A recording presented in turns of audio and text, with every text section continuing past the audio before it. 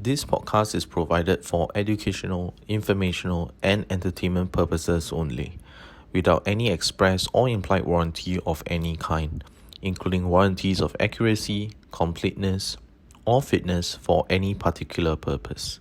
Hello, welcome back to part 2 of our podcast on Solana.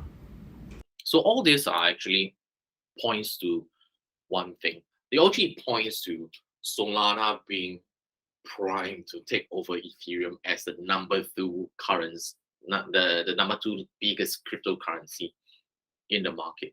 Everything just points to that over the past couple of years. And you can also see the reflection of it when people start to adopt and people start to buy into the idea and the narrative of Solana. But then there have been arguments and articles that Solana might be a dying chain. So, especially so with a lot of news on the recent outages, the exploitations of wallets, the exploitations of Solana itself. So, Alan, what do you think about all these rumors out there? Yeah, so definitely. I think Solana has at least recently, there's a lot of news about the blockchain being in, unstable, and there's frequent outrages or downtime. And usually, like these outages can last for several hours. That actually stop anyone from transacting on the blockchain, and that means it resulting in freezing of everyone funds. So in general, I would say no company or any users would not likely to put their money into a system that might make it inaccessible at any given times, especially if it is decentralized network. So therefore, it's actually represent a massive trust issue that must be solved before Solana can really push to the level I would say Ethereum is currently providing to enterprise or any commercial application. And of course, besides Solana, there's also a lot of other competitive blockchain, like a lot of layer 2 solutions or other EVM compatible chains that is actually try to eat up the market share of the Solana network. So basically, a lot of competitors with Solana, and that might make Solana less appealing, especially there's a lot of downtime and breakdown of the network. So if they're able to solve these problems, I would say they have a better chance to compete with Ethereum in the future. There is also the case of class action lawsuits against Solana. It was quite a big news. And also one funny part that I saw was a Solana developer artificially growing the Solana value.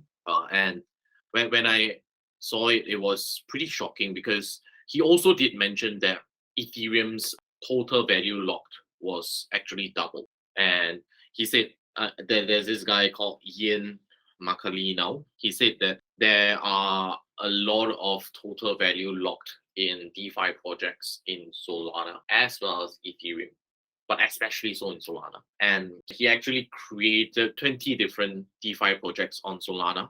And he said all these total value locked that he created with his DeFi projects are all pumped. So they aren't actually reflecting the true value of what is locked in the Solana DeFi projects. And the scary part is out of about 10 billion total value locked at that point, he contributed 3/4 of it, slightly more than 3/4 of it. And that is the extremely scary part because he mentioned that all this was actually pumped by more than 3 times. So the actual value of that 7 billion that he contributed is actually only about 2 billion or maybe even less.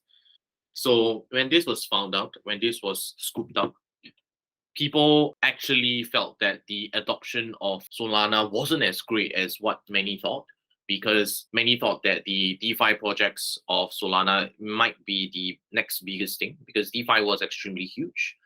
In fact, it is extremely huge right now as well. But after that, after Ian was exposed, he kind of faded out in existence. It actually left a very detrimental impact on Solana's name and legitimacy. So there's actually something that's extremely sad, I would say. And the class action lawsuits, which I started off earlier, I'm just going to talk about them as well. The gist of it are actually accusations of Solana being a centralized security, and that actually ties back to why a lot of people think that Solana might be something that is unsustainable, might be a cryptocurrency that is unsustainable, because there are a lot of accusations that it is a centralized security, and cryptocurrency, after all, is supposed to be a decentralized thing. So a centralized security is a big no-no. And these class action lawsuits also state that the creators of Solana are in fact misleading the public for profit. On the other hand, it might seem like a very huge major implication for retail crypto investing, but there is also the other school of thought that it isn't as big as it seems. So there have been more than 200 lawsuits concerning cryptocurrency, many which allege that crypto creators defrauded their investors by illegally selling securities. So all these lawsuits have actually already been going on, especially in the cryptocurrency space, but a lot of it are just faded out as time goes by, because maybe lack of proof, or maybe because it's just an ongoing process that nobody has too much eyes on as it goes on as well. I mean, for us at ABCC, we always say one thing is to always be prudent and always remind yourself that investments carry risks, especially cryptocurrency is also definitely an investment. So cryptocurrency definitely does carry risk as well. So we always tell our users, our investors, and everyone else out there listening to our podcast especially, that please be mindful. And of course, whenever you invest, please do your own research. I think that is definitely the number one importance. And with that, I think we have come to the end of our podcast. We thank you for listening to us again. Thank you, everyone. The information contained in or provided from or through this podcast is not intended to be and does not constitute as financial advice, investment advice, trading advice, or any other form of advices. The information in this podcast is general in nature and is not specific to you, the users, or anyone else. You should not make any decision, be it financial, investment, trading, or otherwise, based on any of the information presented in this podcast without undertaking independent due diligence and consultation with a professional broker or financial advisory.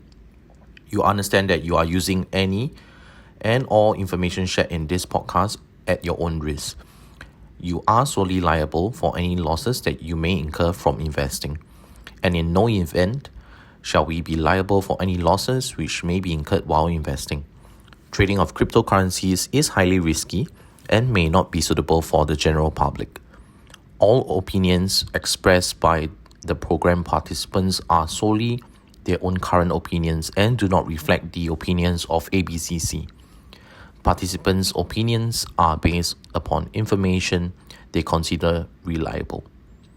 ABCC does not warrant the completeness or accuracy of such information and should not be relied upon as such.